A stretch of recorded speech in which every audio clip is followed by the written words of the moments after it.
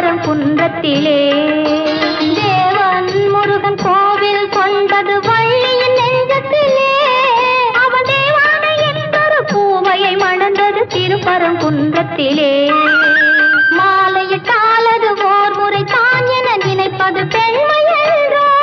ஒரு மாலையை இரு தோளுக்கு சூடுதல் இறைவன் தன்மை என்றோ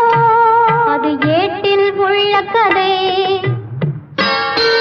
இது இன்றும் தொடரும் கதை அது பொம்மை கல்யாணம் இது உண்மை கல்யாணம்